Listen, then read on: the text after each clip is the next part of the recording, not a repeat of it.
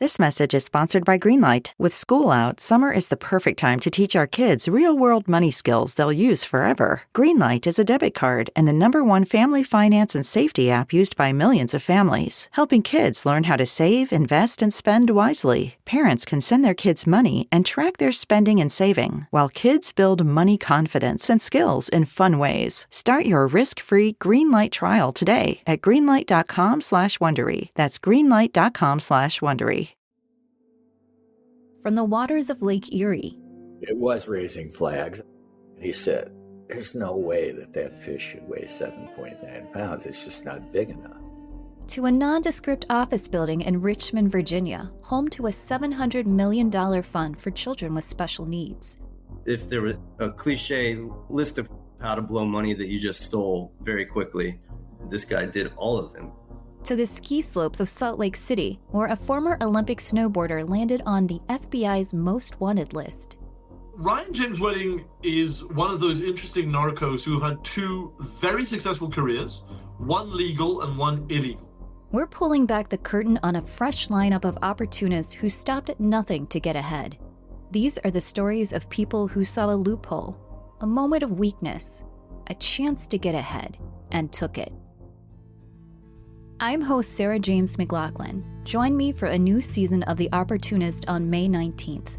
Follow now wherever you get your podcasts.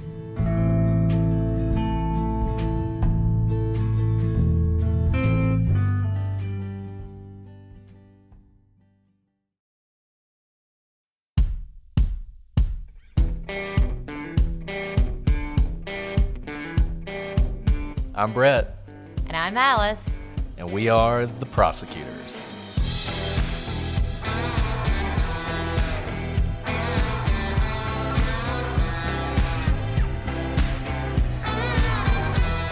Today on the Prosecutors, we continue our look at Jessie Misskelley's confessions.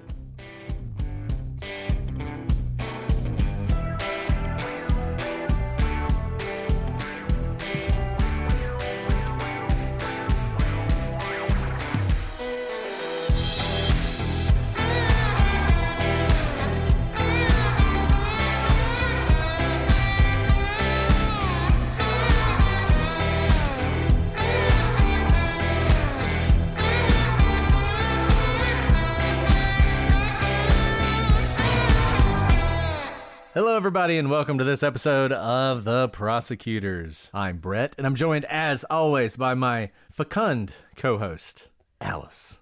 Hi, Brett. What? Fecund, like fecundity? I know what fecund means. Well, it's just a strange choice of word. Well, see, here's the thing. It can mean fertile in, like, the sense of having lots of children, but it also means having a vigorous imagination. So we're going. I did not know that there was a secondary meaning to that. Yeah. I was like, wow, Brett. Wow. I didn't come up with it. Somebody else did. But they wanted me to make clear that they mean it in the sense of your fertile mind. So we're going to go with fertile mind.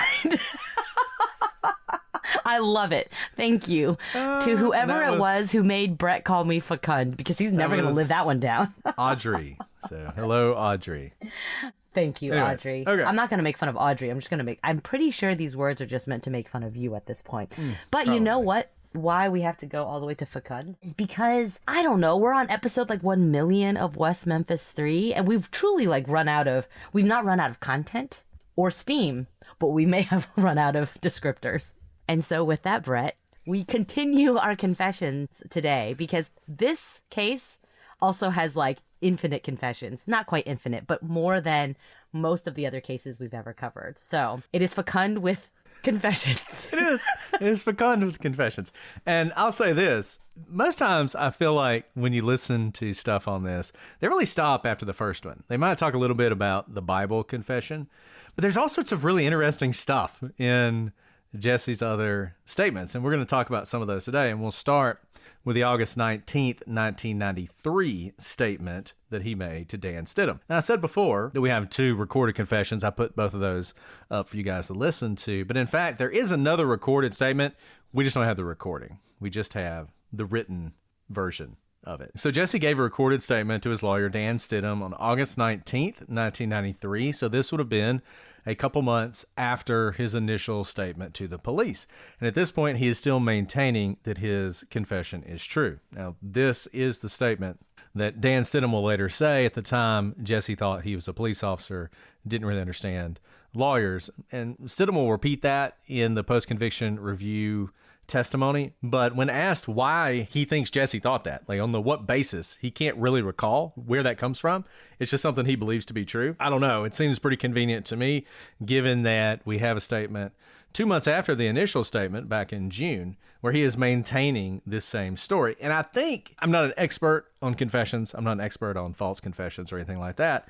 But I will say, it seems to me it is probably not common that you have someone who repeats a false confession, number one, so many times, but also with such distance from his initial statement. I think a lot of times what you see is you have that initial statement, and then the people very quickly start to say, I didn't mean that. I said that to get out of here. I was under a lot of stress. The cops were beating up on me. But in any event, as you're going to see, he pretty much maintains what he said before. So Stidham begins by asking Jesse about the bikes. Jesse says he only saw one, and that it was red and black. And this would have been Stevie Branch's bike, which was a new red and black Renegade bike. And this is just a relatively minor little thing, right? But interesting that Jesse is giving a pretty specific description of one bike, but not saying he saw both bikes and not saying he didn't see any bike, right? I mean, you're trying to read into this and determine whether or not you believe it. Interesting, the easy thing would be to say, oh, I never saw any bikes, right? Then you don't have to describe them, but he gets one of them right. Now, he wasn't sure what happened to the bikes. He said that he left before Damien and Jason did anything with them. He said he left by the service road and he walked by the Blue Beacon on his way home. He said it was quite a while to walk, which it would have been. Jesse said that when he left, the boys' clothes were piled up next to them. Jesse maintained that he did not recall anyone having any large sticks. Remember, the theory of the prosecution, the theory of the police based on the autopsies, that the boys were beaten with some fairly large sticks. He did say that Jason had a knife, which he described as a folding buck-style knife, 4 or 5 inches. And this is something that he sticks with in each of his confessions. Even after the police have introduced the Rambo-style knife with a compass, or used to have a compass, in the base as the murder weapon, Jesse never switches to that. He stands on this notion that Jason had a folding buck-style knife. Now, he also starts to deny some of the more extraordinary, unusual parts of his confession. He says he never saw anyone with painted faces at any of the so-called cult meetings. He denied that he went to an orgy with Vicky Hutchinson. He said that Aaron lied a lot, and there was no way he was in the woods that day. Now, he did say that Jason and Damien were really into the whole devil worshiping thing, but he was more interested in wrestling, which I think is absolutely true. He said he had been to these meetings 2 or 3 times when a dog was killed. So at this point, he's sticking to the meetings happened. He just wasn't as interested in them. As you're going to see, even that will fall away eventually. So Jesse talked about Vicky asking him about Damien and getting those books on witchcraft from the library. And he said that he set up Damien coming over to Vicky's house where they talked. Now, Jesse talked about his confession. He told his attorney, Stidham, that the police didn't coerce him, but when they showed him the picture of one of the boys, he started crying. Now, one of the officers put his hand on his shoulder and told him that it would be okay. Jesse then started telling them things without even being asked. Now, after his statement, Detective Ridge told Jesse that they were going to put a needle in his arm. So the conversation with Stidham ended with them agreeing to seek a term of years to deal in exchange for testifying against Damien and Jason. So this is interesting because he's just talking to his lawyer here, and he is saying, I'm not being coerced. I told him everything was unprompted. They didn't feed me anything. I'm telling it to them. But then he ends with this, like, they're telling him they're going to give him the death penalty, right? And it's interesting that he says that at the end rather than somewhere in the beginning, maybe in order to get all the details. But whatever it is, there's a lot going on in Jesse's mind, and he's saying all this to Stidham, his attorney. So in this initial statement, he's sticking with it, and Stidham thinks this is going to be pretty straightforward. I'm looking to get a plea deal. get this kid the absolute minimum amount of time I can, and he'll testify against the more culpable parties. That's what he thinks is going to happen. He starts moving towards that. Stidham will say, though, that the more he looked at the evidence, the more he doubted a lot of this was true. And by December of 1993, Jessie is now coming off his original confession and recanting. So he makes a statement to his psychologist, Dr. William Wilkin, and Stidham, and he sort of alternated between saying all police lie and that he only said what he said because he wanted to go home and he knew it was what the police wanted to hear. So there's sort of this, oh, they're lying about what I said on the one hand, but on the other hand, okay, I did say that, but I just wanted to go home. And that may sound strange to you, but it's actually fairly common in these false confessions, particularly with people who maybe have lower IQs, that they just think if they tell the police what they want to hear, they'll let them go. And I know that makes no sense, but you kind of have to put yourself in the position of that person to understand it. Now, Jessie's statement was difficult to follow, and Wilkins repeatedly says things like, "What are you saying, Jessie?" So trying to clarify sort of this confusing statement that Jessie's given. And he says some weird things in this. When asked why he said he skinned dogs and ate them, Jessie said he thought it was funny. He said that he figured dog tasted like chicken, and he didn't like chicken, which is weird. Everyone likes chicken, so I don't really get that, but whatever. But also, why would you eat the dog if you don't like chicken and you thought it, like, this is along the lines of, like, not following what he's saying. Yeah, and it's like, what do you mean you thought it would be funny? I mean, you're in a very high-stress situation with the police, and you're, like, making jokes? Like, what does that even mean? I don't know. Anyway, he said that he made up the dog bit all by himself, but that doesn't seem like it's possibly true. Too many other people said the stuff about the dogs, so probably Jessie just picked this up in the ether as part of the sort of rumors about the cult, so he made it his own. Jessie says that the police kept hollering at him, but that doesn't actually seem to be true, at least in the recorded interview. If you listen to it, they're not hollering at him. They may have hollered at him before the recording started, but not during the recording. Now, in fact, at times, the police seem legitimately surprised that Jessie says some of the things he said. For instance, when he's talking about the times, I think Rich is like, I am totally confused at this point. So the yelling thing, I don't know. Jessie said that he would just repeat back to the police what they said to him, and this is certainly true at some points. If you've listened to the confession, you hear that, like the time of the murders and how the boys were assaulted. But many of the things Jessie says, such as Michael Moore running or where the boys were laying on the bank and those sort of specific examples, Jessie does provide unprompted, at least in the recorded portion. So Jessie then said that seeing the boy's body, the picture of it, really bothered him, which is completely understandable. We've told you guys not to go seek out these autopsy pictures, and you can imagine how these pictures would upset him indeed. And it's clear that the picture did upset Jessie, and it's one of the things that actually triggered his confession. At one point, Jessie agrees with Stidham that the police, quote, went over it and over and over and over and over again and rehearsed until you finally had the story right, and then they turned the tape on. But again, this isn't possible. There just simply isn't enough time for this, like, rehearsing of the confession. Now, maybe under the old false story, remember when last time we said that there was this notion out there floating that the interrogation lasted for 12 hours, and that is patently false.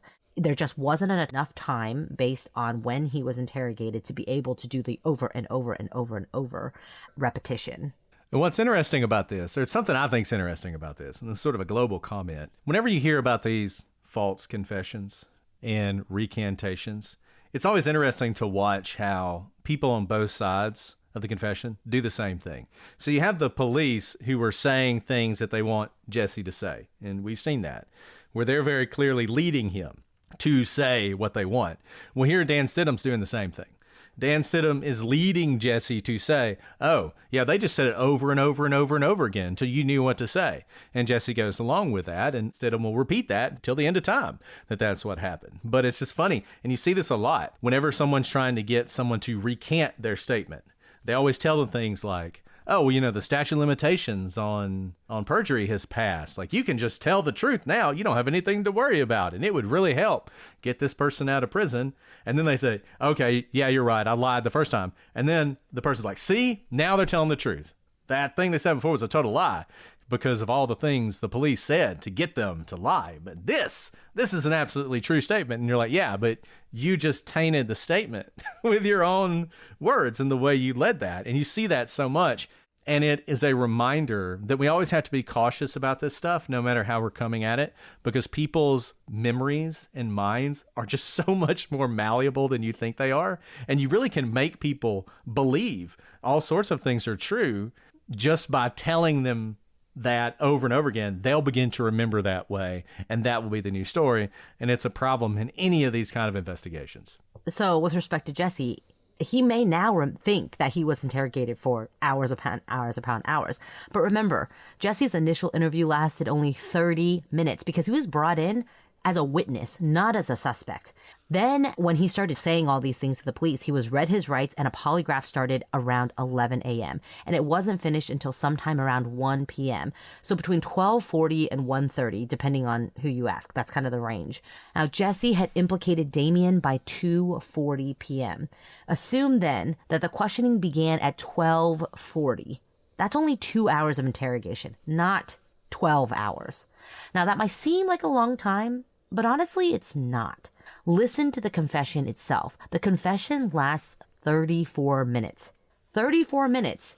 There's not time in a 2-hour span to go over and over. We're not talking about a 1-sentence statement or even a 5-minute confession. A 34-minute confession is a lengthy confession. This time will fly by. So 2 hours in interrogation, one that begins with having to break Jesse's will using that diagram, remember, that Gitchell drew with dots on the outside of the circle and dots on the inside, and him saying, do you want to be inside the circle or out of the circle? Then there's the photograph, of course, of one of the victims thrown before him. He breaks down. Then there's the tape of Aaron Hutchinson saying nobody knows but me what happened that night. There's so many events that we know happened that there just simply is not enough time to repeat this 34-minute confession, quote, over and over and over again until Jesse got it. That just didn't happen. Jesse might have told the police what they wanted to hear. That's absolutely a possibility. And he'd certainly regurgitated some stuff, but the bulk of the story seems to be his alone. Now, although Jesse's story would increasingly be that he was coerced into confessing, bizarrely, he apparently told several people that if the police talked to him about the murders, he would confess.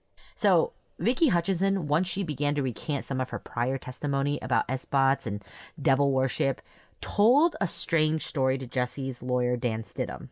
Vicky said that Jesse told her he would tell the police he committed the murder if he was ever questioned. Now, Hutchinson responded with shock when Jesse said this, and Jesse told her he was just joking when she responded with the shock. This interaction is really interesting since it came after Vicky Hutchinson was no longer working against Jesse. And how much can you trust anything Vicky Hutchinson says? But she's not the only one. Jesse told a couple different people this. We're going to go through that a little bit later on when we talk about sort of, is there any corroboration for his confessions? But Vicky had less reason to lie at that point. She's talking to Stidham. She's now on team Jesse. She's putting out affidavits saying that none of that stuff happened. To this day, she says her testimony against Jesse was false. And yet she's also saying that this interaction happened. So take for that what you will. Okay, so on December 15th, 1993, so this is 5 days later, Jesse gives a lengthy interview to Richard Ofshe. Now, Ofshe is going to be an expert on false confessions who is going to testify in depth at Jesse's trial. And I will say this, and I'm probably wrong about this, but I'm going to say it anyway, because I haven't heard it, if it exists. I've never really heard anybody discuss this statement. I think people just kind of skip over it because it's like, oh, he's talking to his expert. Like, what's going to be in there? Read it. It's like, it is weird. It is a weird interaction, and we're going to go through it with you because of how weird it is. And you should take the opportunity to read it. It's on Callahan.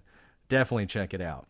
And Ofshe, remember, he is Jesse's expert. He is there to help Jesse get out of trouble. And so Ofshe sort of walks through the day of the confession.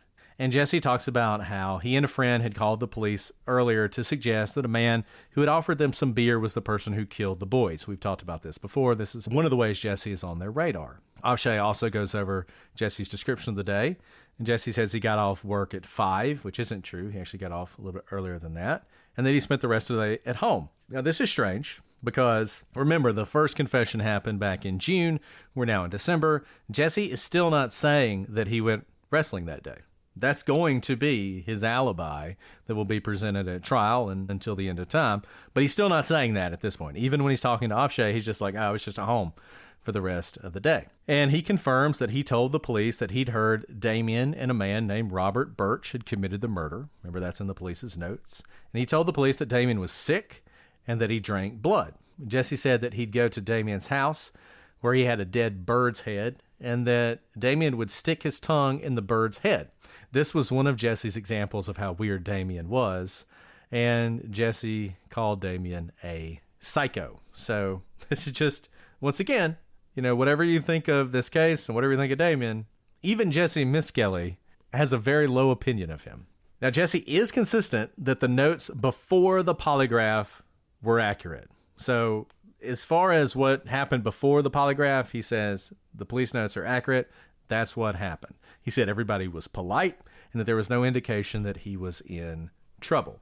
He then took the polygraph. And this is interesting for a couple reasons. One of them, I think it goes to the fact that Jessie didn't walk into that police station that day, and the police didn't walk into that station that day thinking this is going to be an interrogation. Jessie didn't think that. The police didn't think, we're going to frame this kid for this murder. This is our opportunity, right? This was not a setup. I think the police went into this just like they did with many different people they talked to in polygraph, expecting we'll get some information out of this kid, find out what he knows about Damien, give him a polygraph. I don't think they ever thought this is going to end in a confession. Whatever happened after that, maybe they coerced him, maybe they let him, maybe they made all sorts of mistakes, but it wasn't like a planned thing as some people suggest. But he takes the polygraph, and it's interesting how Jessie explains that this comes about, because he says they didn't ask him to take a polygraph. What actually happened, according to Jessie, in this conversation with his own expert, is that the detectives were talking about whether or not they could give him one. And one of the detectives said, no, he's underage. And at this point, according to Jessie, he volunteers to take the polygraph. And the police are like, okay. And so then they have to go out and find his father. They get his permission, and Jessie's going to take the polygraph. Now, he says he didn't really know what a polygraph was, but despite this, he explains that nervousness affects the polygraph, saying, quote, when you're nervous or something, it's going to come up anyway if you're nervous. So how much did he know about a polygraph? I don't know, but it's interesting that he volunteered. Cuts a couple different ways. On the one hand, sort of takes away a notion the police forced him to take it. But on the other hand, maybe it's an indication that Jessie really didn't have anything to hide, and he was willing to take a polygraph because he knew he was telling the truth. Guys, it's summertime. That means from home improvements to self-care to just having some fun in the sun. Summer is the season to enjoy and do all the things you've been waiting for. So the last thing you want to be doing is spending more time in the kitchen, or worse, the supermarket. Make your summer both enjoyable and delicious by getting the #1 meal kit as voted by USA Today's readers, HelloFresh. HelloFresh makes it easier to fit quick, home-cooked meals into your schedule every week by curating delicious recipes right to your door, like the sun-dried tomato grilled cheese sandos, as well as over 100 seasonal snacks, sides, and treats. And this summer, HelloFresh has made it even easier to enjoy delicious, healthy, and homemade quality meals with their new ready-made meals. These heat-and-go HelloFresh meals are chef-crafted, flavorful dishes ready in just 3 minutes, so you can dig in and do summer right. My mouth is already watering looking at the Southwest-inspired chicken bowl and the stir-fried udon with pulled pork and veggies. There's also an Indian-inspired chicken paired with turmeric rice. The best part? These are all ready to eat after a quick spin in the microwave. Every HelloFresh meal uses high-quality ingredients, including seasonal fresh produce, proteins that travel from the farm to your doorstep, and are simple with easy-to-follow recipe cards or simple heat 'em and eat 'em options. You guys know I'm always talking about how busy I am with all my jobs and all my kids and getting healthy meals on the table. Not with HelloFresh. You've heard me talk about the firecracker meatballs. We still love those, but my kids have a new favorite, and that's the pecan crusted chicken. They ask for it all the time, and I'm so glad I can get it through HelloFresh. Make your summer enjoyable and delicious by signing up for HelloFresh at hellofresh.com/prosecutors10fm and get 10 free meals with a free item for life. That's hellofresh.com/prosecutors10fm. Prosecutors 10 FM for 10 free meals and a free item in every box. HelloFresh.com/Prosecutors 10 FM. One per box with an active subscription. Free meals are applied as a discount on the first box. New subscribers only. Varies by plan. Homes.com knows when it comes to home shopping, it's never just about the house or condo. It's about the home. And what makes a home is more than just the house or property. It's the location and neighborhood. If you have kids, it's also schools, nearby parks, and transportation options. That's why Homes.com goes above and beyond to bring home shoppers the in-depth information they need to find the right home. And when I say in-depth, I'm talking deep. Each listing features comprehensive information about the neighborhood, complete with a video guide. They also have details about local schools with test scores, state rankings, and student-to-teacher ratio. They even have an agent directory with the sales history of each agent. So, when it comes to finding a home, not just a house, this is everything you need to know all in one place. Homes.com. We've done your homework.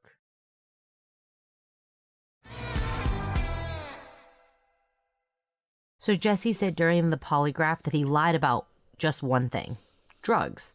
The cops told him, remember when we went through those questions, when they asked him about pot, he it was crazy alerted, and then he was apparently in deceive mode on the rest of the test. The cops told him he was lying about more than that, though. Jessie said this was the first time the police yelled at him. Jessie was about to hit the polygraph examiner when Mike Allen walked in and told him not to do it.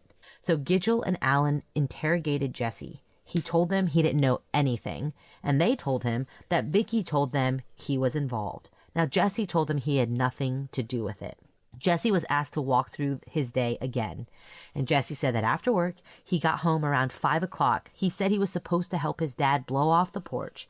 His dad left to go to DWI school, and so he went down the street to babysit, but no one was home. Jessie said he then went down to Stephanie Dollar's house where that infamous slap occurred, and he watched the commotion. Now, Gitchell and Allen told Jessie they didn't believe him. Jessie then told police that the morning that he was going to work with Ricky D's, he saw 3 kids. So this is interesting because it harkens back to what Jessie will later tell the police about the murders happening in the morning with the 3 boys skipping school. Now, the police were incredulous about this sighting, and after some back and forth, Gitchell showed him a picture of one of the boys. So at this point, Misskelley starts crying. Now, I also want to note, as Misskelley's going through what happened, when did the going over and over and over and over again the story happen? Because he hasn't mentioned that yet. Right? Like, they're having this whole discussion. The police are doing exactly what, you're taught to do in interrogations, which is tell the story. Okay. Tell it to me again. Tell it to me again. Tell it to me again. Have them keep telling the story. New details are going to come up. You can focus on those things, et cetera, et cetera. So he's telling the story over and over again of his day, but it doesn't seem like the police are telling him over and over again, this is what you need to say. At least that's not what he's telling Ofshe, which once again is his own expert. And I think at this point, everyone agrees. He knows that Stidham's on his side, Ofshe's on his side. There's no, these are the police anymore. He's now in full preparing for his defense mode. So they show him this picture and Misskelley starts crying. He tells Ofshe that the boy's face was all messed up, that it was cut up. He talked about the circle that Gitchell drew, and he said, I wanted to be out of that circle. It's a very effective move by Gitchell. So Jessie said he then talks about the police asking him about what was used to tie the boys. He said a rope. Now remember, this all happens in the second part of the interview. So he does the whole recorded interview. They take the pause. They go back to question him about the times because the times are all messed up. And at that point, they ask him what was used to tie up the boys. He says a rope. Basically, he thought, what do people normally tie people up with? They tie them up with ropes. And I've always thought, I said this last time, this part is really problematic if you think Jessie's confession is true, because you can totally understand why he would say a rope if he was making it up, for this very reason. Of course they tied him up with a rope. What else would it be? So he said they kind of went back and forth on this a while, and then Ridge told him it was shoestrings. So Ofshe asked Misskelley if he put 2 and 2 together that the boys were tied with shoestrings, and he said that he did. Now, this seems like a big deal. Misskelley is giving an example of the police feeding him the story he would later confess to. But there's a pretty big problem. When Jessie actually tells the story on tape, which we've all heard, He says the boys are tied with rope. If the whole point was to coach him to get the story right, what's going on here? And if the police were willing to coach Jesse, why aren't they stopping the tape, correcting him, and starting over? And in fact, at no point will Jesse say that shoestrings are involved, even though that is a really important thing and something you would want to get right if you're the cops. So, anyways, Jesse says that he kept denying being there, and Ridge kept saying he was. So finally, Jesse said, sure, I was there. Jesse also said that he thought about how Damien liked to drink blood, so he figured he was the kind of person that could be involved, so he brought him into the picture. But this isn't true. David Sims, one of Jesse's friends, told police that Jesse told him he thought Damien and Jason had committed the murders. Moreover, in Jesse's pre-polygraph statement, he told police that Damien was sick and that he'd heard Damien committed the crime with Robert Birch. So it's simply not true that the first time Jesse thought of Damien at all was as the police were pressuring him to come up with more information. That was all Jesse. Jesse was the one who brought up Damien. Whether that was true or not is another story, but it wasn't the police who planted Damien in his mind or the result of them pressuring Jesse to say something that he gave up Damien. So Jesse explained that as the conversation continued, whenever he would say something the police didn't like, they would, quote, bring up another kind of answer, and he would use that to craft a more accurate story. Jesse said that when he'd get something wrong, the police would correct him, and he'd have to start the story all over. Again, it's really hard to see how this is true because the amount of time the police and Jesse had to concoct the story is just too short for him to have to go over and over and over this 34-minute long confession. So it's just hard to say how he was able to stop and start this long confession that many times. So Jesse then gets into the phone calls. You remember there are these phone calls that Jesse gets a phone call before the murder, then he gets a phone call after the murder asking why he left. And things here are also very strange. This might be the weirdest part of the entire conversation. So the police and Jesse's confession say that Jesse got this call from Jason the night before saying, hey, we're going to West Memphis, meet us, we're going to go get some boys. Then he gets a call after the murders asking why he left and didn't stick around. And Jesse says something like, I just couldn't do it anymore. And so one would expect that Jesse would say that neither of these calls ever happened because why would they if there was no murder? But that's not what he says. In fact, Jesse says he didn't tell them about the call before. He didn't tell the police about the call before the murders. He told them about the phone call after. This is what he's telling Ofshe. After what?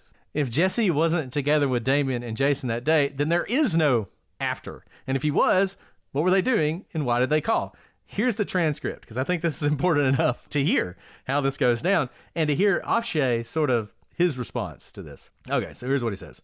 Now, this is what's in their notes, okay? I'm reading the notes to you accurately. So a big part, and once this begins, what this is about is, do you remember telling them about getting a phone call the night before? Jesse says, negatively indicating. Ofshe, no, you never told them anything about it.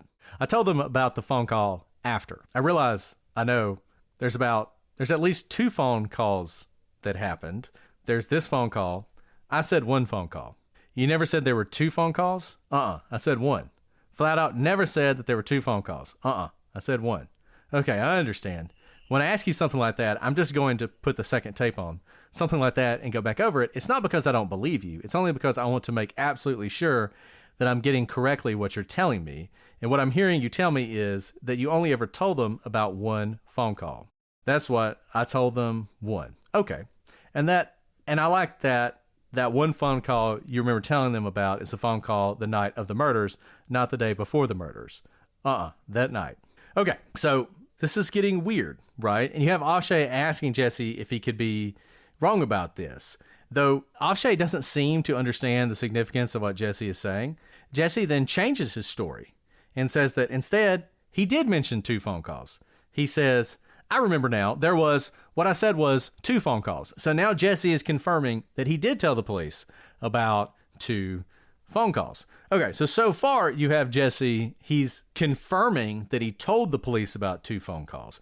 But it's about to get even stranger because it's not just that, well, I made up 2 phone calls. The way he starts to talk about it is as if these phone calls actually happened. But it only gets weirder. Jessie goes on to say, I asked him what they were going to do. What are y'all going to do this weekend? Ofshe said, okay, when did this happen? When did you tell them that happened? This phone call we're now talking. Jessie said, it was the first one. The first one? Uh-huh, saying affirmatively indicating. Ofshe then says, when did the first phone supposedly happen? Jessie says, well, before the 5th. Before some time? Was it the day before the 5th or sometime before the 5th? Jessie said, sometime before the 5th. Ofshe said, okay. Tell me about that phone call. Jessie said, near as I can remember is they called me and we was talking and I said that, what are y'all doing this weekend? And they said they were going to go out. And what I understand that they meant something else. And what I meant was something else. Okay. Now, to all the world, this seems like Misskelley is describing something that actually happened. And Ofshe is totally confused because he's not expecting Jessie to describe something that actually happened. And Ofshe says, well, when you actually have, this is a phone call that you actually had with Jason? Is that right? And then Misskelley completely shifts. He says, I didn't have a phone call with Jason. That's what I told them. Okay, so now Jessie is back to saying that the phone call didn't happen. But then it gets weird again because Ofshe asks him what he told police about the phone call after the murder. So what did you tell them happened in the supposed phone call? That I heard Damien in the background, and I heard Damien say, tell Jessie about what we're going to do. And Jason told me. When did Jason supposedly tell you? Or what did Jason supposedly tell you? Told me that they was going to go out and hurt some people. This is what you told the police? Uh-huh, affirmatively indicating, hurt some people. And he asked, that's when I said okay. But I didn't know, who they were going to be, when I said okay. Now, pay attention to that last sentence. If Jessie is describing a phone call that didn't happen, he's also describing his fictional self, not knowing who the people they were going to hurt in this phone call that didn't happen. And why this is important is because so much of what happens either in the first confession or the Bible confession or conversations with experts, it's also structured and Jesse's getting very clear signals on what he's supposed to say. But in this conversation, more than any of them, it seems like there are times where Jessie just falls into just telling the truth about what happened. And it's very unusual. And remember, we're talking about not based on, I'm taking everyone else's stance. We're not talking about this mastermind genius, right? Because you can imagine all these layers of in this fictional self of mine, I don't know what they're talking about. That's several layers of complexity. And everyone is no, he's much too simple. He had to be coached for so long to say all these things. And he's of much, diminished mental capacity. If first of all, it doesn't even make sense to tell this story if you in the story don't know what's happening, but it also, you're saying that he's able to do something much more complex that I don't even think we would do in telling a lie. I don't know anybody would do this. And just in case you think this is some sort of weird slip up, it's not the only time he does it. He also does it talking about the first call. So here's the way Jessie describes the first call. So he was just talking about the second call. This is the one we're about to discuss is that first call. He says, when I told them I didn't want no part of it, I was talking about girls. I didn't know nothing about the boys. I was thinking girls because I don't mess with little girls. You love somebody. That's what I mean. But Damien, the boys, at this point, Ofshe cuts him off because it's what are you talking about? So basically, he's saying that when Jason called, he said they were going to go get some girls, right? And Jesse's thinking, I don't mess with little girls. I don't know what y'all talking about, want to go get some girls, but I don't want any part of that. But in fact, it was boys that they were going to go beat up and kill, basically. So it wasn't a sexual thing. It was a violence thing. But Jessie is describing this first phone call as if it really happened. And he initially thought they were going to get some girls, but in fact, they were going to get some boys. And so it was okay. And so Ofshe's like, hold on now. And here's what he says. But now it sounds like you're remembering something about a conversation about some phone call the night before, because you just said Damien with the girls and Damien with the boys, and Misskelley says, I meant the girls. At this point, and let me just tell you, if there is a problem with experts, it's this. So Ofshe comes into this. He's going to testify for Jessie. He's looking to help Jessie out. He's not trying to figure out what's actually happening here. This should have been a moment where you're like, we really need to dig into this and figure out whether Jessie is actually describing telephone calls that happened. Because if these phone calls actually happened, that's a big deal, because the phone calls are all about the murders. And Jessie's talking about them like they did happen. But Ofshe doesn't follow up on this. He doesn't try and find out what Jessie's talking about. Instead, he tries to reset, and he starts talking about Jessie's confession to the police, but he can't quite get there. And this is so frustrating. Obviously, hindsight 2020, but as you're like reading this transcript, you're like, no, Ofshe, keep going. Like, he's saying something, but he cuts off. And it's because Ofshe is very confused. So Ofshe says, why did you tell them, the police, why did you make up this phone call? Because you just told me a minute ago this phone call didn't happen. Is that correct? Misskelley, till you start reading it to freshen up my memory again. Okay, so now at this point, Jessie seems to be saying the call did happen. And when he said earlier that it didn't happen, he actually misremembered, because once Ofshe reminded him of the call, that's when he remembered it. So Ofshe attempts to steer him back to this being a false story. And Jessie's like, no, you reminded me. You refreshed my recollection. I actually remember it. And Ofshe is like, no. We agreed that this is a phone call that really did not happen. Is that correct? Now Jessie says it did not happen. So now Ofshe goes back to the $1 million question. He says, okay, now that we've level set, we've agreed. Do you see how this whole feeding thing happens? And it happens that like people are doing it to Jessie left and right. So Jessie's like, no, the call happened. Totally happened. You reminded me of it. And Ofshe's like, no. What I was reminding you was that this call never happened. Can we agree on that? And Jessie's like, okay, we agree. So now this is the point in which Ofshe goes. He doesn't try to explore this other call because he's like, we've level set and we've decided that the call didn't happen.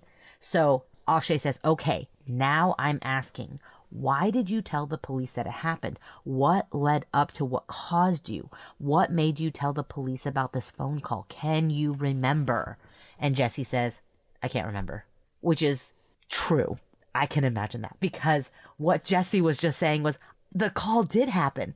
So I can't tell you why I told the police that, because what you're asking me, there is no answer to, because I disagree with your premise, but he's not able to think that way. He's been like, it's like there's two lanes of thinking, right? The call happened or the call didn't happen. And Jessie was in the lane, and the lanes don't cross in his mind, right? Which makes sense. It's like, this is a reality experience, and then this is like an experience that is not true, but he can be convinced to agree with you. So he's in the lane of this call happened, and once Ofshe like bumps him off to the no, this call never happened, now explain how this path works. And Jessie's like, I don't know, because I don't actually belong on this path. But he doesn't know that.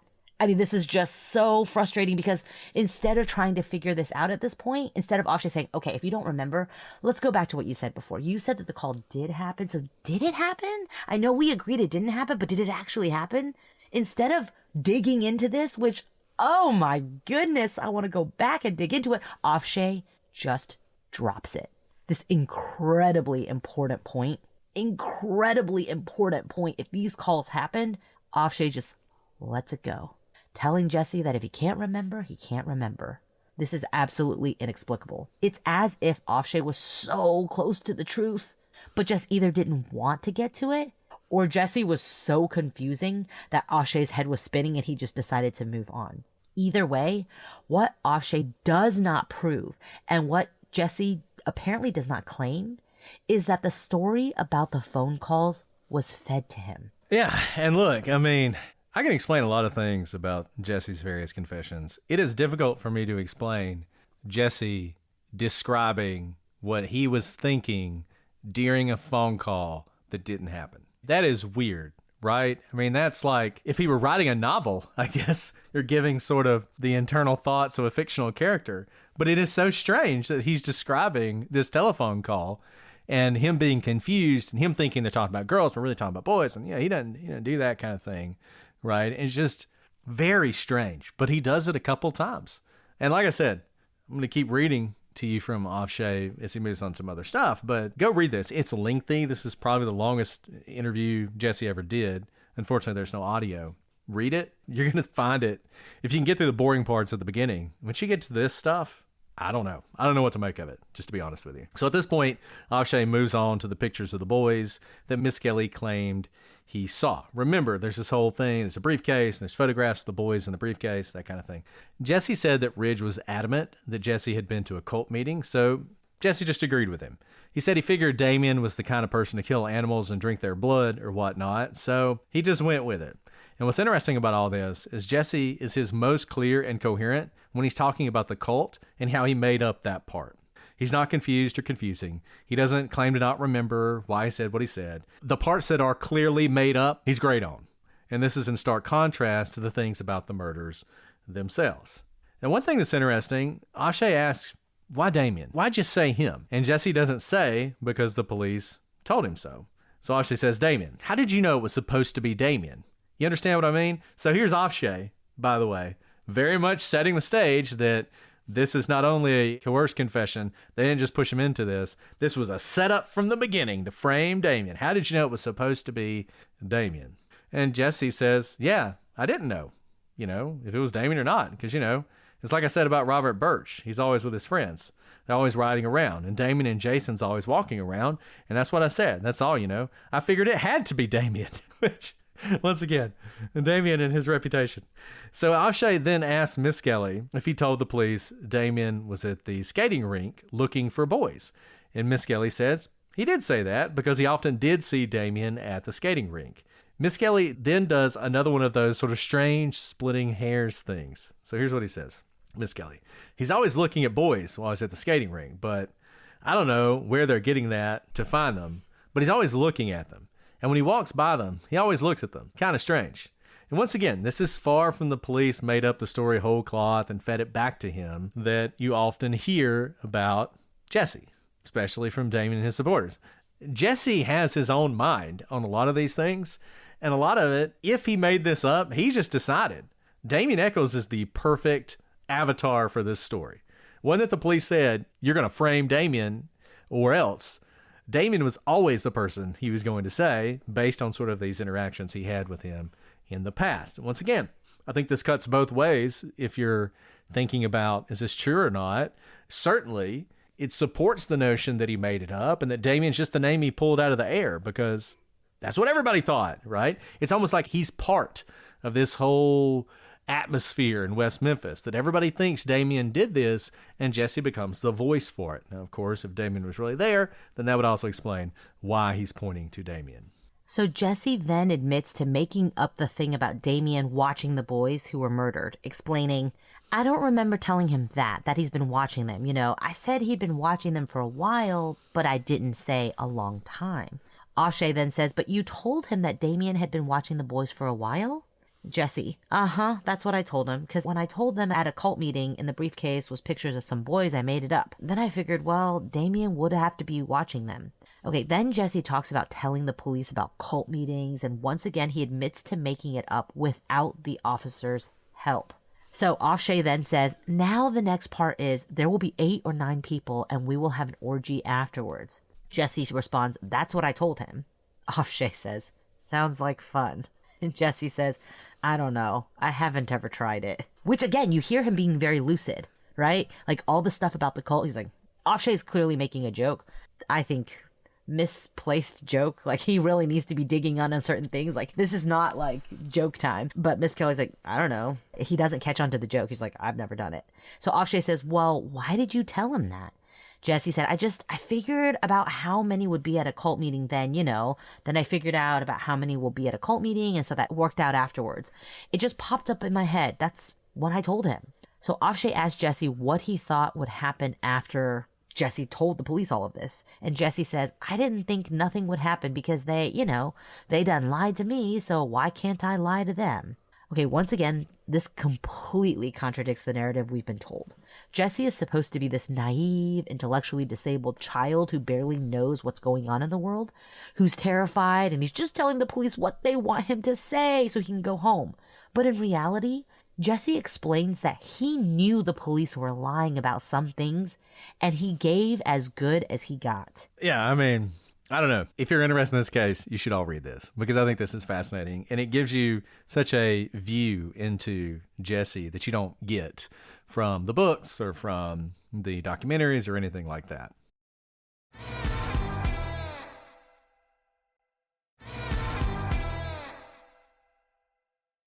So they talk a little bit about how the police made him feel miserable and this whole interrogation was terrible. And he's asked about the knife. And he confirms telling the police about the folding knife because Jason does indeed carry one. So then we circle back to the phone calls for a second because there's a point in the notes where Ridge writes that there were actually 3 phone calls, which is a contradiction to the previous statement that there were 2. And once again, Jessie talks about these phone calls as if they absolutely happened. So here's Jessie. Yeah, because I told them that morning before I was going to work for Ricky D's. I remember now. I remember there was 3 now because I told them they asked me what was I going to do today, and I told them I had to go to work. And I got another one after I got home from work, and they asked me what I was going to do that weekend. And I told them I didn't know. They asked me, did I want to go out with them? And I said, sure. And the next one I got was at night after it happened. And if Ofshe notices that once again, Misskelley is talking about these calls as if they absolutely happened, he doesn't mention it. He is done with the phone calls at this point.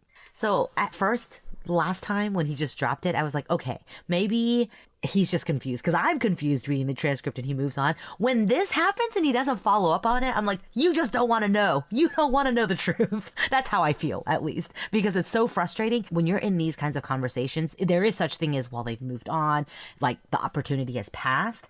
The opportunity came up again for him to be able to dig into these calls and figure out what's going on because Ofshe moves on to the picture that Jessie was shown. So we yet again leave behind these calls, which are so important. And they may have been nothing. It may truly have been that they were made up, but it doesn't sound like it. And we have no confirmation, despite Jessie bringing it up again and having another opportunity to dig into it. So they move on to this picture. Now, most of what Jessie says is what you'd expect. He made up what happened to the boy, including that Damien killed him. But it begins with an exchange between him and Ofshe that once again is strange. Here, we'll read it to you. So Ofshe says, okay, the next thing that happens is that they show you a picture.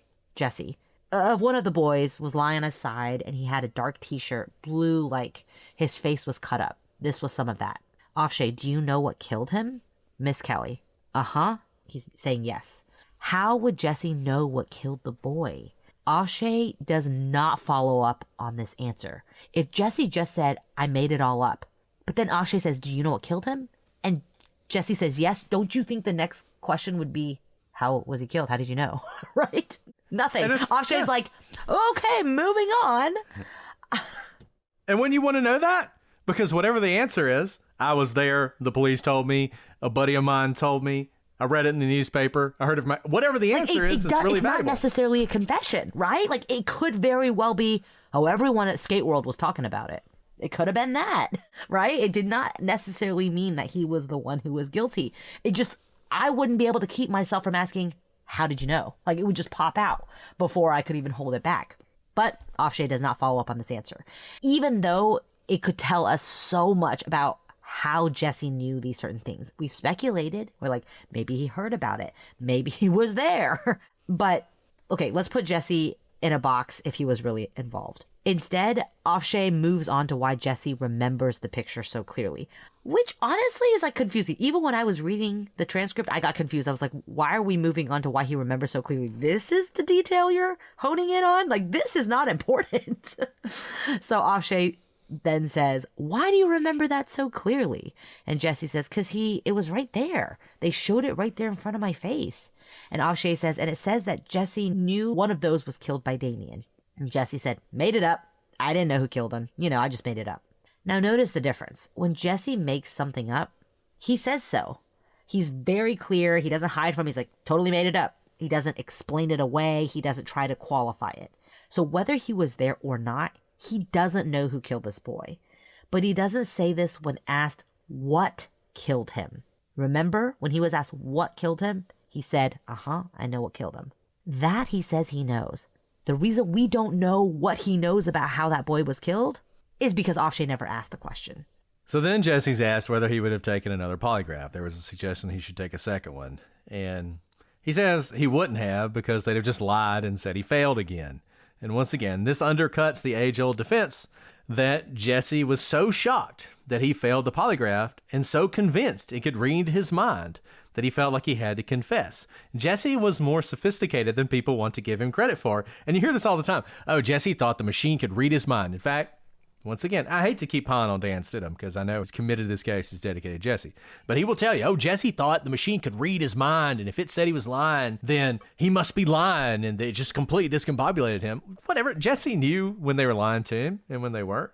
At least that's what he says. So it isn't consistent with this notion that he is just so unsophisticated that the police were able to run circles around him. So Jessie talks about making up the story of the boys' murder, that they'd been in the woods when they had heard some kids coming. He says, and this is the story that he says he made up. They then hid, he and Damien and Jason, and one of them came into the woods and then the other two followed behind. He says Damien grabbed one and then the other boys started hitting him. Then Jessie and Jason joined in. He said he saw Jason and Damien tie the boys up, but he didn't help. He said the 3 were thrown into the water, 2 were moving, and 1 wasn't. Which, by the way, is interesting. that like actually matches the autopsy. Yeah, it does. And that's when Jessie left. Jessie says this story just popped into his head, sort of unbidden, and that's what he gives, which once again is interesting because it's not consistent with the idea that the police fed him the story from the beginning and that that's what he told them. Jessie said when he got something wrong that was important to the story, someone would correct him, though he doesn't say what he got wrong and how it was corrected. Jessie says that after a bunch of questions, they start the tape recorder. He says at one point he tried to remember what the police had told them, which is strange given that he's told Ofshe he was just making all this up on the fly. So he is contradicting his own story about how this came to be. Jessie said he made up the part about the murder happening in the morning, not because he didn't know when it happened, but rather because he didn't think the police would believe him that he spent the morning working his job, which is, I don't know. That's Jessie for you. Jessie said that after the police said the boys went to school that day, he shifted his time to later in the day to account for that fact. So Jessie's asked how he knew that one of the boys had a cut to his penis. He says that Kevin Johnson, who works for Search and Rescue, told him that. Now, this is the same Kevin Johnson who would go to Dias to wrestle with Jessie. He says he knew it was right because the police didn't seem like he'd gotten anything wrong. Now, Kevin Johnson would testify at trial that he told Jessie that one of the boys was beaten and castrated. He also told him that the boys were tied with shoestring, which obviously we know that Jessie got wrong. Johnson said that he told Jessie what he read in the newspaper and heard from other search and rescue people. Now, on cross-examination, Kevin Johnson testified that he didn't know if one or all of the boys had been castrated or what particular boy might have been so mutilated. So if this is true, Jessie must have forgotten about the shoestring part because we know he said that the boys were tied with ropes, but that he somehow remembered the castration thing that Kevin Johnson told him. And he also guessed correctly because it seems like Johnson doesn't know which one of the boys, which, I mean, he's got a 33% chance, right? So, I mean, he could have done that, but it would have been the case that he remembers this from what Kevin Johnson told him, and he's repeating that. Kevin Johnson's testimony, incredibly short. It's so interesting when you're reading transcripts because whenever you have someone who has a very short testimony that seems like they have really important information, it's because both sides are afraid of them. Right? Like we saw this with the lady who won the money at the casino. So the defense, they're trying to say this happened on May 5th. They need it to be on May 5th. But the fact of the matter is the lady really only remembers the date because she ran into somebody who believes they were there at May 5th. And so the date's all like, was she really there on May 5th? Who knows, right? But the prosecution's afraid to question her too much because she did get a document from the casino. Now, what date did that have on it? Did it have any date on it? Hard to say. Did she still have the document? I don't know. The defense doesn't present the document. The prosecution doesn't ask about it because the defense is probably afraid she's going to say, oh, yeah, I have the document. Oh, shoot, it says April 24th. Remember, kind of like the wrestling contract, right? And the prosecution doesn't want to ask about it because they're afraid she's going to pull it out and it's going to say May 5th. So nobody asks about it. And you have the same thing with Kevin Johnson, who was a very short testimony, even though it seems like this could be the answer to that question we've been asking for the last 18 episodes. How would Jessie know these details if he wasn't there? And this is all holdback information. Well, Kevin Johnson seems to indicate that he knew the details. But despite that, he's up and down very quickly. He says they knew the details. Pretty short cross, which seems to undermine how many of the details he actually gave to Jessie, but it's like nobody wants to question him too much because they're afraid he's going to give a more coherent, straightforward narrative that would be damning to other side. And so that's just, when you're reading these transcripts, look for that. If you see a witness and you're like, man, that witness seems important, why didn't they ask more questions? It's because there's danger to both sides. So according to Jessie's statement to Ofshe, the main thing the police corrected him for was the time the murder occurred, which we honestly already knew this from the recording when you hear it. Throughout the interview, Ofshe's searching for other things that the police fed to Jessie, but Jessie never gives it to him. At the end of the conversation, Ofshe just asks Jessie straight out, do you remember any other things that they told you that were corrections on what you'd been saying? And Misskelley says, negatively indicating. So just note that all of this, like the police are fixing things, and even Jessie saying they're fixing things when things are wrong. The only thing that we have so far is the time of day, which Jessie says he made up. Anyways, he says that they fixed it, but also I was lying about the time anyway. So there isn't really anything else. It's not like where the bodies were positioned, what happened to the bodies, how they were beaten, how they were killed. None of that. So one small correction, and it's not small, it's big, but it's mitigated by the fact that Jessie himself says the time was made up on his end, has been blown up into this. The police, were indicating on every single point that he got wrong.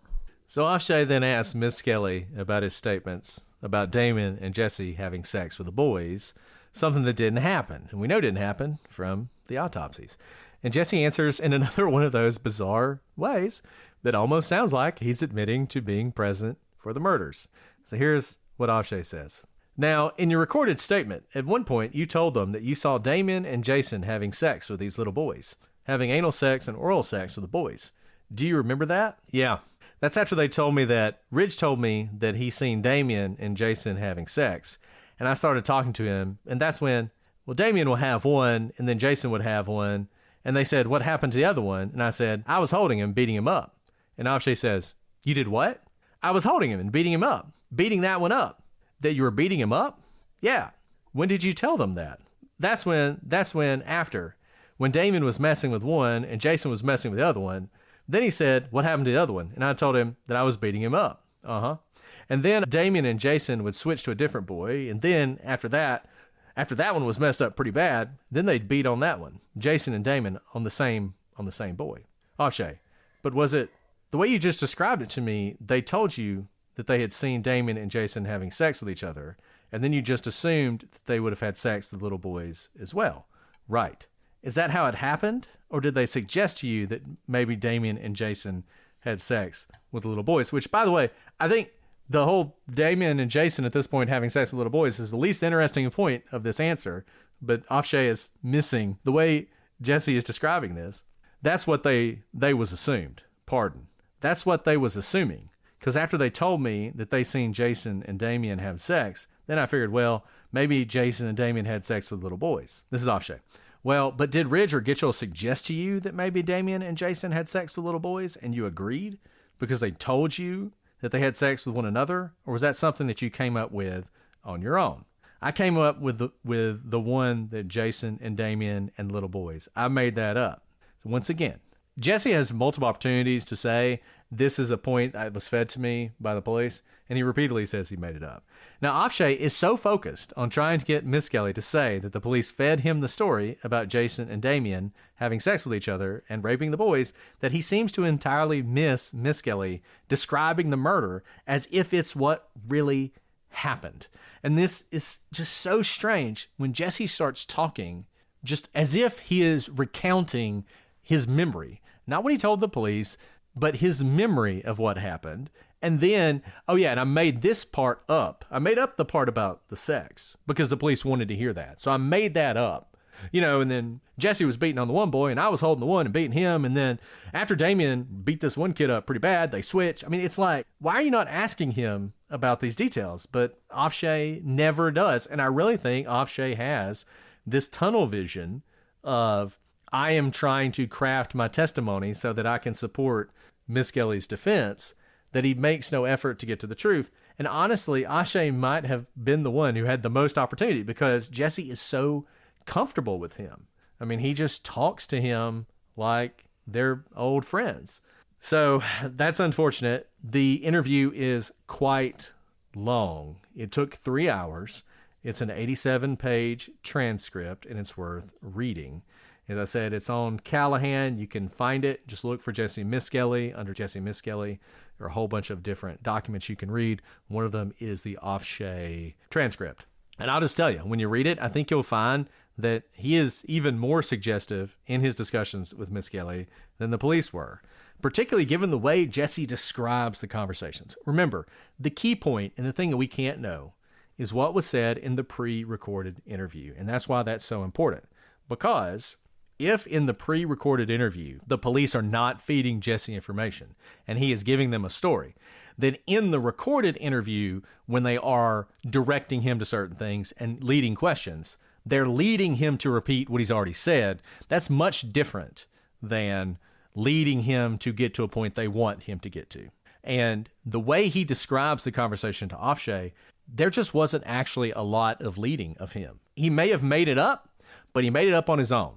And the story he repeats to the police on the recorded part is the made-up story that he had come up with earlier on in the discussion. And he readily admits to the parts of his confession that just make no sense, that are like wrong. He just admits, yeah, because I made it up. The time of day. And then also, of course, the whole Jason and Damien were quote unquote screwing the boys. Those 2 points we knew were really wrong. And he's like, in this conversation with Ofshe, he's like, yeah, totally made those things up. Reading this 87-page transcript is really frustrating because you see what Ofshe is trying to do. It's like he has a checklist and he's like, I just need to get out these points about how the police coerced you or the police made this up or whatever. Now, whether it was voluntary blinders or not, it seems very clear now that we're looking at it that there's so much fodder for additional follow-up that just isn't there. And I don't know if that information still lives in Jessie's mind or not at this point. Back then, I think it still did during that conversation. But now we're so far removed that even if you were willing to talk about it, I don't know that this information is still in his head.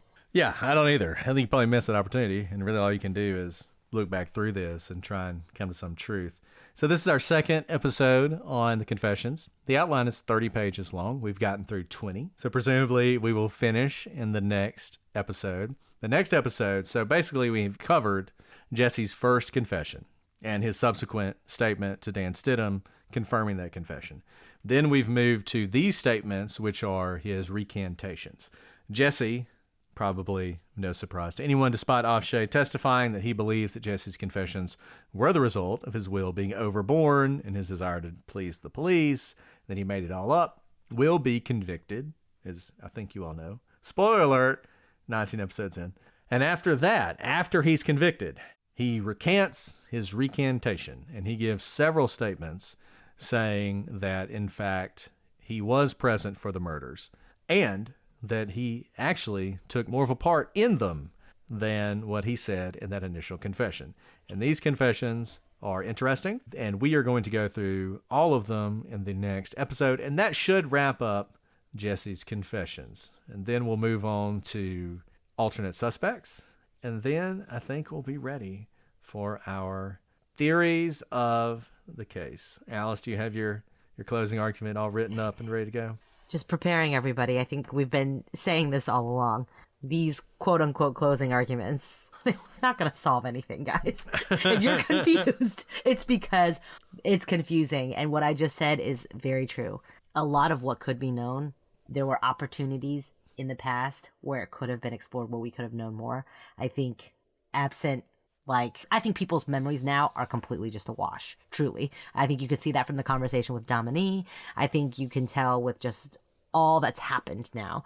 There is so much information that has been lost, I think, because the questions weren't asked at the time. And I don't know, even if the questions were asked now, we would know the answer to them. So this is not going to be like we solved this, guys. There's going to be a lot to talk about in the theories, but this type of closing argument is going to be very different than any of the closing arguments at the trials. I'll say that. Now, speak for yourself, Alice. Of course we're going to solve it at the end. I think what we're certainly doing is, like every case, really, there is so much misinformation that has been attached to this case. There's just so much that circles around this case that I even thought was true. 12-hour interrogation, the police coaching Jessie all along the way. When you really dig into all of the, statements he makes, so far, those things do not seem to be true. You can see where like a small thing happens where it can then spin into a much larger story of what we now hear. But the information attached to this case, by and large, what I knew before I dug into the case, so far it has just not been true. And I think you can also see why the police believed Jessie. So if you think the West Memphis Three were just totally framed, then you think the police fed everything to Jessie and, they're just terrible people. And I'll just go ahead and tell you, you got 3 murdered 8-year-old boys. These people wanted to solve this crime. There were plenty of crimes they could get a stat for if that's what they needed. They wanted to find who killed these 3 boys. And if Jessie came in and gave an entirely made-up story that nevertheless fingered Damien Eccles, who was one of their chief suspects, and explained a bunch of things, they were going to believe it. If they're not actually feeding him all this information in the pre-interview before they start recording, and he's giving them all this stuff, of course they were going to believe it. And they were going to go with it. So it's not that surprising that you ended up where you did.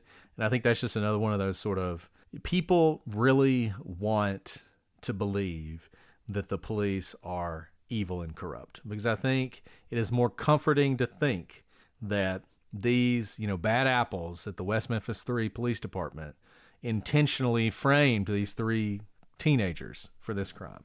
I think that's much more comforting than to think, no, they were just doing their best. Like, assume they're innocent. They were just doing their best.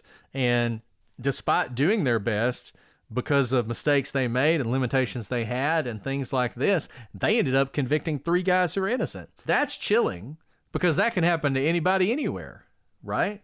You'd like to think, hopefully, there aren't that many people who would frame 3 teenagers for the murder of 3 8-year-old boys. So if you think that they're just evil, then there's comfort to that, because they were just some really terrible people at the West Memphis Police at the time. But that's probably not what happened.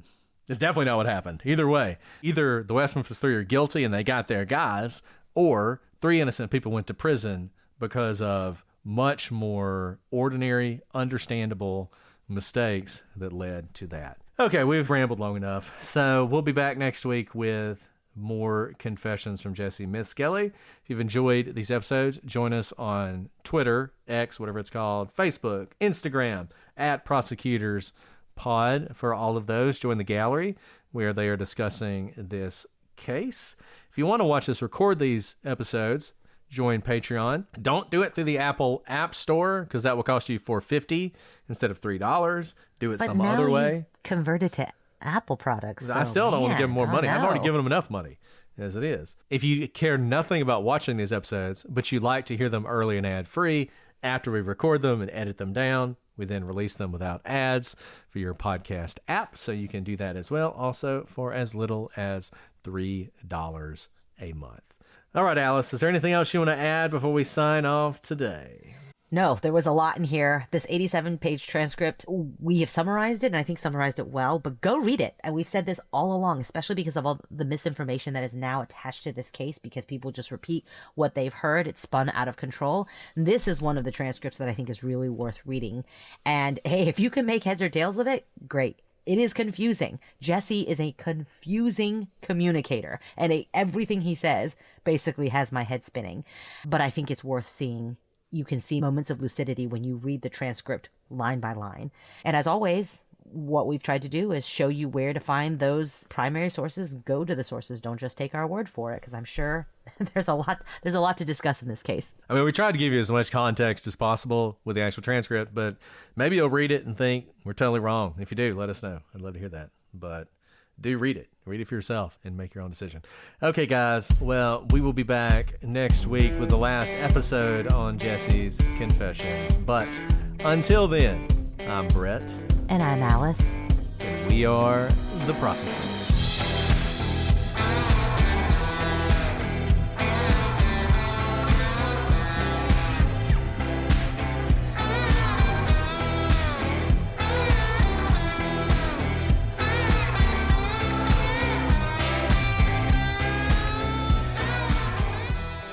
The camera is way clearer. Amazing. It's I know it's a little intense because I can see like my incredible. pores. I know. I was thinking the same thing. Like I gotta like start getting It's a more little ready intense. when we do this. Hold on one second. I still think my internet sucks. That has nothing to do with the computer. No, it's I don't have just to the, like update the internet oh or my something. I gosh, gotta figure out something I have to show about you something. Hold on, let me the grab internet. this. See, now I can't even see you. No, I did Oh, that. there you are. This is like life Oh. of boys. I like come in here and It's they a put snake. a snake.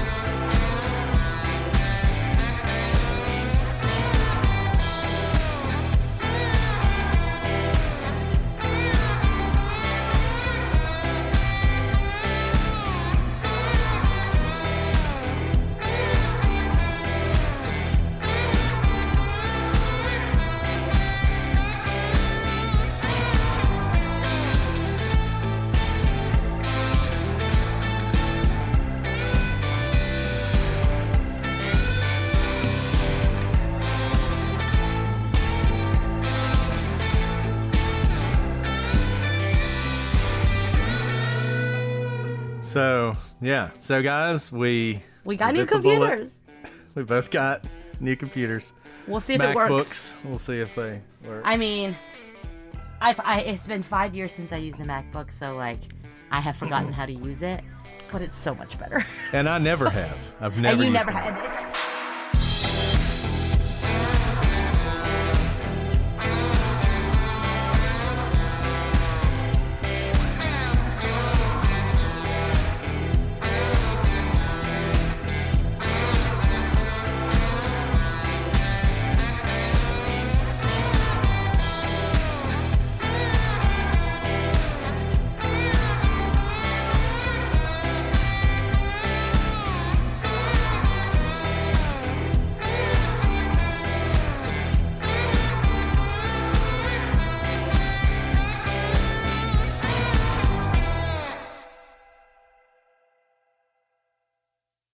Just when you thought summer couldn't get any hotter, Pluto TV is turning up the heat with thousands of free movies.